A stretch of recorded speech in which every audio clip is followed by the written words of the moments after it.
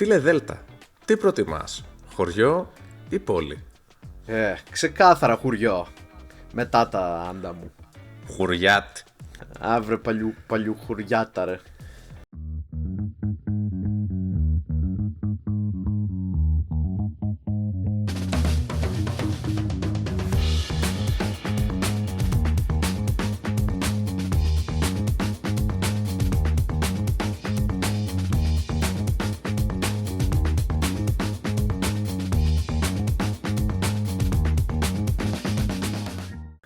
Ελληνίδες Έλληνες, πρωτευουστιάνοι και χουριαταρέοι, καλώς ήρθατε. Είμαι ο Δέλτα με τον φίλο μου τον Μη και αυτό είναι το Couple Therapy Podcast. Σήμερα λοιπόν θα μιλήσουμε για την πολύ αγαπημένη μας επαρχία και θα ρίξουμε ένα ακατάπαυστο κράξιμο στην πόλη, στα τσιμέντα της και στις ασφάλτους.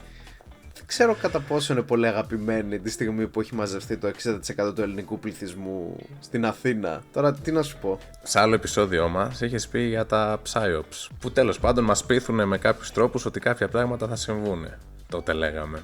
Αντίστοιχα και οι πόλοι μας έχουν πείσει, οι άνθρωποι γύρω μας θα πω εγώ, δεν είναι κάτι περίεργο, το ότι στην πόλη βρίσκονται όλα τα καλά και όλα τα ωραία. Οι ευκαιρίες, τα καλά φαγάδικα και πάει λέγοντας. Και κατάληξαμε 5 εκατομμύρια στην Αθήνα. Ναι, δεν είναι και τόσο σάιο από αυτό, αλλά οκ. Παίρνω αντίθετη άποψη από αυτά που συμφωνήσαμε ήδη.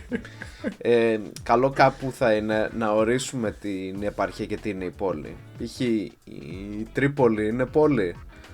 Είναι 3 πόλεις. Χαχα, καλό, Δηλαδή, ένα ορεινό χωριό είναι ξεκάθαρα επαρχία. Αλλά η Ρόδος, ας πούμε, είναι. Τι να σου πω, θέλω να πω ότι υπάρχουν κάποιες διαβαθμίσεις στο τι είναι και τι δεν είναι. Σαφώς, μπορεί ο καθένας να βάλει το όριο του όπως νομίζει. Για εμένα, οτιδήποτε όμως δεν είναι Αθήνα, είναι επαρχία. Μέχρι και η Θεσσαλονίκη, ρε φίλε, κάπως επαρχία είναι για μένα. Κυρίως επειδή υπάρχει, ξέρεις, μια κουλτούρα που θυμίζει επαρχία. Στον επαγγελματικό χώρο είναι όλοι σαν φίλοι από τη μικρή μου εμπειρία. Βγαίνεις για ποτό στα 5 μέρη που έχει η πόλη και θα πετύχεις γνωστούς. Είναι πιο αργοί ρυθμοί, εντάξει. Το χαλαρά και αυτά δεν πολύ ισχύουν, αλλά είναι μια κλειστή κοινότητα 1 εκατομμυρίου κόσμου που όλοι είμαστε κάπως γνωστοί μεταξύ μας. Εγώ κάπως έτσι την ορίζω την επαρχία. Τι λέει αυτό για μας όμως, ότι έχουμε μία πόλη που είναι πόλη και μετά όλα τα υπόλοιπα είναι επαρχία?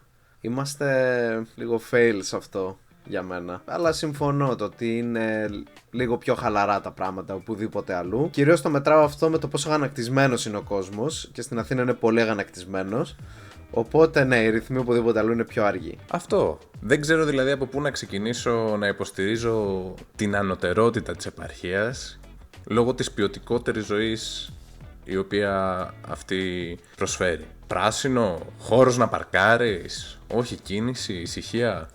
Βάλε ό,τι θες. Ρε πλάκα μου κάνεις, τι χώρος να παρκάρεις? Βλέπεις τώρα ας πούμε στη Θεσσαλονίκη τριπλοπαρκαρισμένα σε κεντρικές αρτηρίες τύπου Κωνσταντινουπόλεως.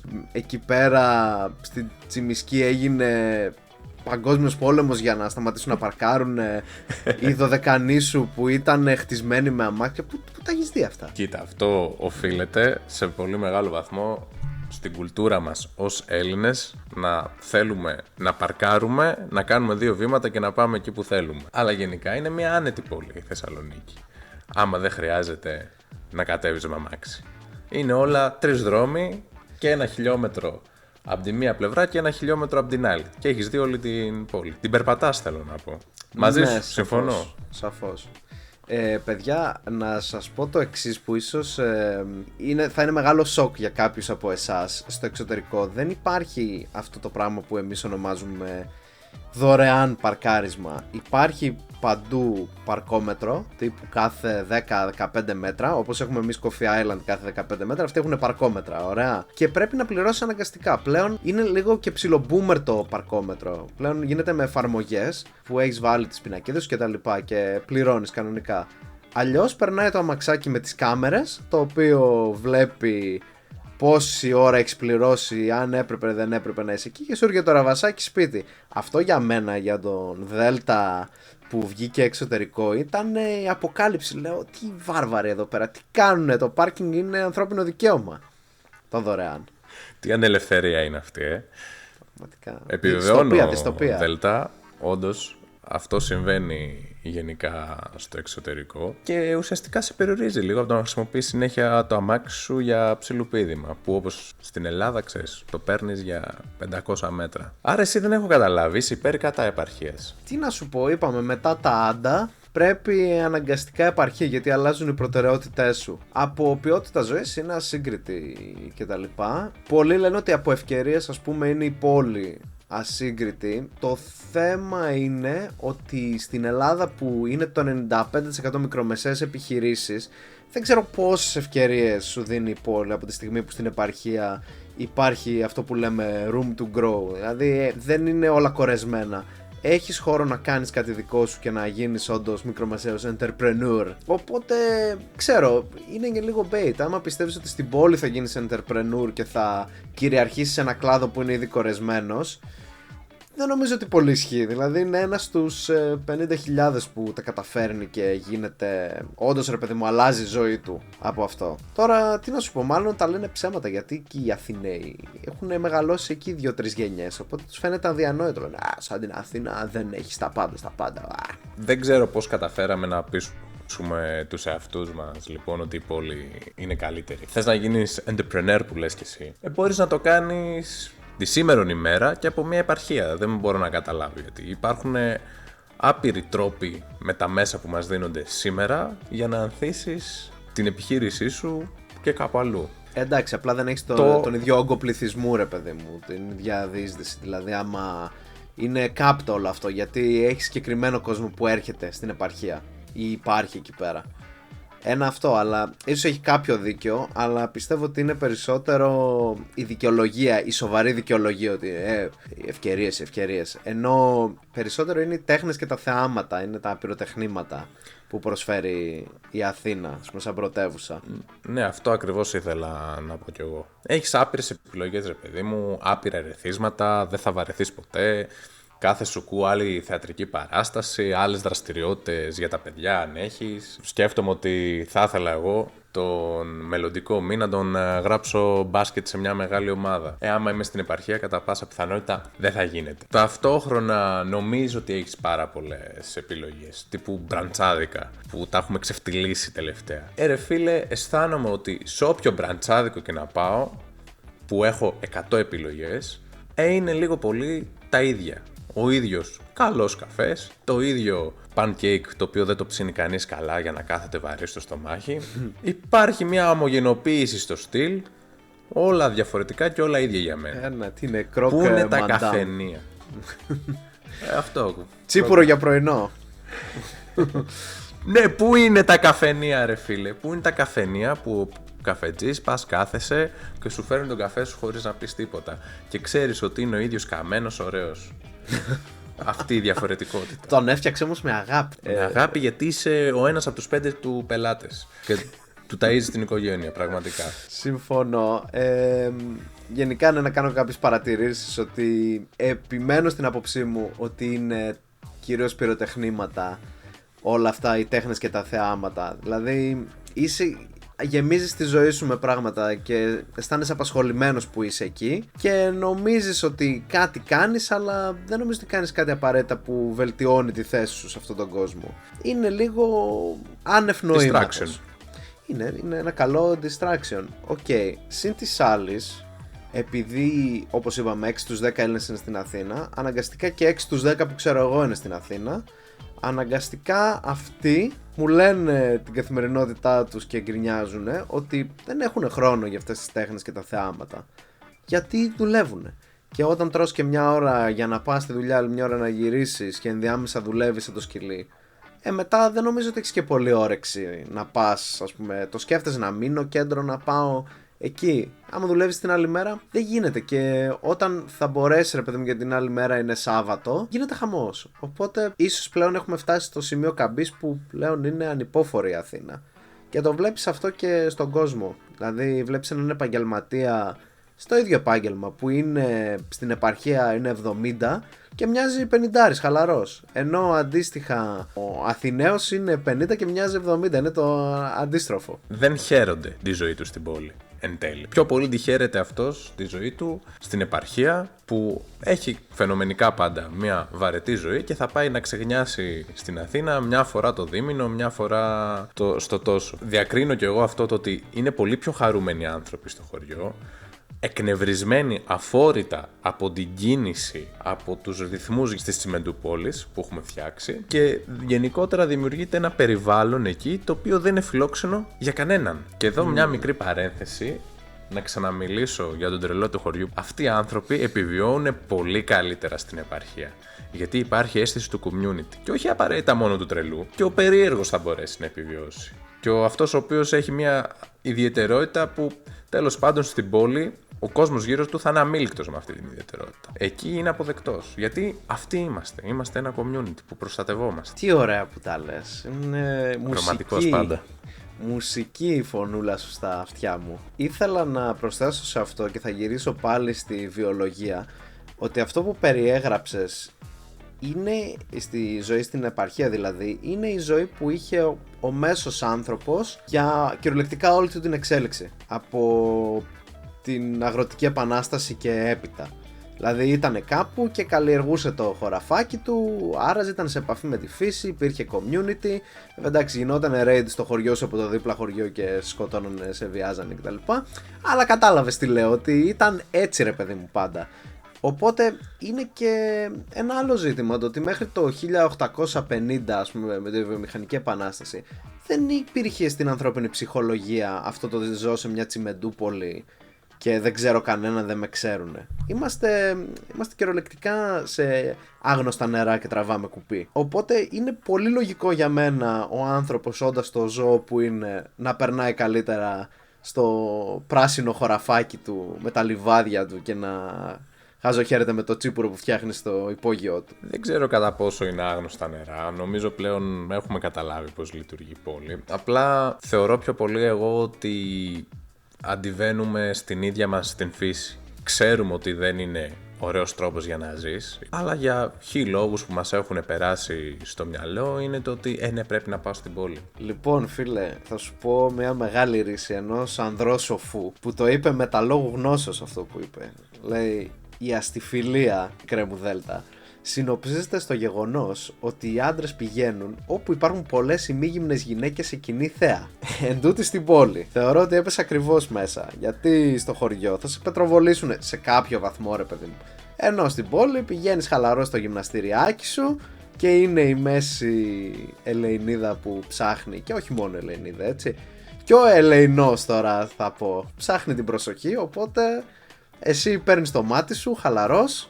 Όχι εσύ συγκεκριμένα ή εγώ, δεν έχει συμβεί ποτέ αυτό, προφανώς. Οι άντρες γενικά. Γενικά, χανόμαστε πίσω από αυτήν την άμορφη μάζα. Αλλά ναι, ρε παιδιά, άμα το καλοσκεφτείτε έτσι δεν είναι. Δηλαδή, θα πήγαινες εσύ σε μπραντσάδικο άμα δεν πήγαινες με τη κοπέλα σου, με τη γυναίκα σου, έτσι, ή στην τάδε συναυλία της Taylor Swift. Όχι, θα πήγαινε σε κάποιο χαζό άνοιγμα, δεν ξέρω τι είναι. Κρασάδικου. Κάποιο concept store, κάτι. Concept store, ναι, και όλα αυτά. Δεν υπάρχει. Όλα κινούνται πλέον γύρω από αυτό. Έτσι, λες, πάμε εκεί, θα έχει, ξέρω, κάποιοι άλλοι, όχι εμείς. Ενδιαφέρουσα η θεώρησή σου περί αστιφιλίας, εγκρίνω. Δεν είναι δική μου. Εντάξει, ναι, καταλαβαίνω ότι την ασπάζεσαι λίγο. Συμφωνείς ως ένα βαθμό. Και για να το συνδέσω με τα προηγούμενα περί επαγγελματικής αποκατάστασης, κρίνοντας από τον εαυτό μου, το δεύτερο κριτήριο μετά από αυτό που είπες, του να μείνει κανείς σε πόλη, είναι η επαγγελματική αποκατάσταση, αναγκαστικά. Ναι, και sorry, πετύχαμε τα όνειρα των παππούδων μας, να σπουδάσουμε κι εμείς και τα παιδιά τους σπουδάσανε, οπότε έχουμε κάνει ενός είδους επένδυση χρόνου και χρήματος στο να πάρουμε χαρτιά, πτυχία τα οποία αξιοποιούνται συνήθως. Δύσκολα λοιπόν να μας εξασφαλίσει δουλειά η επαρχία. Οπότε πού να πάμε να αποσβέσουμε τα χρόνια αυτά της επένδυσης, του διαβάσματος, στα χωράφια? Δεν γίνεται.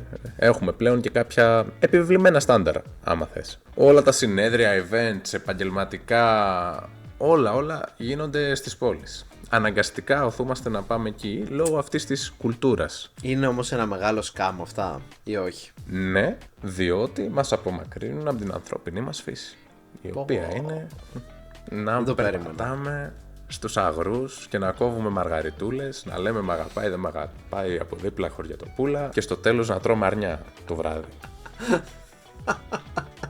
Αθεράπευτα ρομαντικός.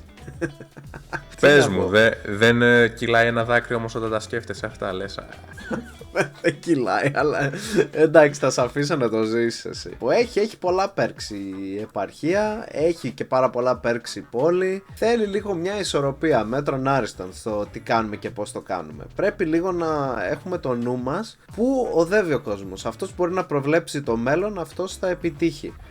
Άμα εσύ τώρα προβλέψεις ότι θα καταρρεύσει η δομή της πόλης και υπάρχει καλύτερες ευκαιρίες για σένα συγκεκριμένα στην επαρχία, πρέπει να το σκάσεις. Άμα τώρα το νου σου, εσένα και οι προτεραιότητες σου είναι κάτι άλλο, πρέπει να κοιτάξεις προς την πόλη. Δηλαδή και πού θα είναι αυτή η πόλη σε 20 χρόνια και πού θα είναι η επαρχία σε 20 χρόνια. Πρέπει να το κρατήσεις στο νου σου και πού θα είσαι εσύ και τι θες να είσαι εσύ. Οπότε είναι πολύ κατά περίπτωση, αν και όλα αυτά που είπαμε ισχύουν για τα θετικά και τα αρνητικά. Θεωρώ ότι η επαρχία δυστυχώς και με τα λύπης το λέω πεθαίνει και τα επόμενα 20 χρόνια που λες δεν ξέρω ποιος θα μείνει σε αυτές τις άδειες πόλεις. Θα διωγγώνεται ο κόσμος της πόλης, τα προβλήματα θα διωγγώνονται εκεί, ωστόσο δεν μπορούμε κάτι να κάνουμε να το ανατρέψουμε. Έχουμε δώσει χρόνια τώρα αυτή την κατεύθυνση ως πληθυσμός, άμα θες ως επιδιώξεις που έχουμε ως πληθυσμός, να το θέσω καλύτερα, που θα μας οθούν στην πόλη για πάντα. Φαντάζουν αυτά τα άτομα τα οποία παραμένουν στην επαρχία σαν ιδιαίτερες φιγούρες για μένα και θεωρώ πολύ πιο χαρούμενες μέσα τους, όσο ακόμα μπορούν και έχουν το community. Ναι, αλλά διαφωνώ στο ότι θα μας σωθούν για πάντα αυτά στην πόλη. Όλα αυτά που περιέγραψες, ότι εγώ νομίζω δεν έχουμε κάνει απολύτως τίποτα για να το αντιστρέψουμε αυτό. Απολύτως. Αρχικά, για να μιλήσω για το μέσο άνθρωπο, οι άνθρωποι σαν μονάδες πολλές φορές επιστρέφουν και λένε δεν την παλεύω, ας πούμε, δεν υπάρχει μέλλον, έχει κορεστεί η πόλη. Αλλά κυβερνητικά, ας πούμε, σε κυβερνητικό επίπεδο δεν έχει γίνει κάτι. Θα μπορούσε να πει στον κύριο Υπουργό Αγροτικής Ανάπτυξης και να πει κύριε, κυρία, ό,τι είστε, θα πάτε να εγκατασταθείτε στη Λάρισα. Τέλος. Μετά ο Υπουργός Ναυτιλίας θα πάει να εγκατασταθεί στην Σύρο. Ο Υπουργός οτιδήποτε θα πάει αλλού στην επαρχία. Δεν γίνεται να είναι όλα στην Αθήνα και να είναι σαν το Κάιρο, ας πούμε, στο τέλος, σαν την Τεχεράνη. Άμα τη δεις από το Λυκαβητό είναι ακριβώς σαν την Τεχεράνη η Αθηνάρα. Μητσοτάκη, αν ακούς, ο Δέλτα προτείνει αποκεντρωτικά διοικητικά μέτρα. Ακριβώς. Εφάρμοσε το, σε παρακαλώ. Εσύ δεν μπορείς να τον πάρεις τηλέφωνο που είσαι καθεστωτικός. Εγώ καθεστωτικός. Εντάξει, θα μπορούσα, αλλά εντάξει. Λοιπόν, για να καταλήξουμε. Αν είστε αθεράπευτα ρομαντικοί σαν και εμένα, πηγαίνετε στην επαρχία. Είναι πολύ πιο ωραία και ευχάριστη ζωή. Να προσθέσω ότι έχουν και φτηνά και καλά σουβλάκια. Τουλάχιστον 1 ευρώ κάτω σε σχέση με την πόλη. Πρόσφατα τα δοκίμασα. Και να απολαμβάνετε αυτά που σας δίνει έστω η πόλη, αν επιλέγετε να μείνετε στην πόλη. Αυτά από μένα. Δέλτα. Πολύ ωραία σύνοψη. Νομίζω ότι το επεισόδιο γενικά ήταν ένα ωραίο rundown το τι συμβαίνει. Ίσως να μην σας έχουμε συνηθίσει σε τόσες σοβαρότητες μεταξύ μας, αλλά είναι it's one of these days σήμερα. Θα το απολαύσετε, θα ακούσετε, θα πείτε και ευχαριστώ, θα κάνετε και comment από κάτω, να πείτε τι κάνετε, που είστε, και την άλλη εβδομάδα θα συντονιστείτε σαν καλά παιδάκια να μας ξανακούσετε. Like, subscribe, φιλούμπες. Couple Therapy Podcast out. Γεια σας.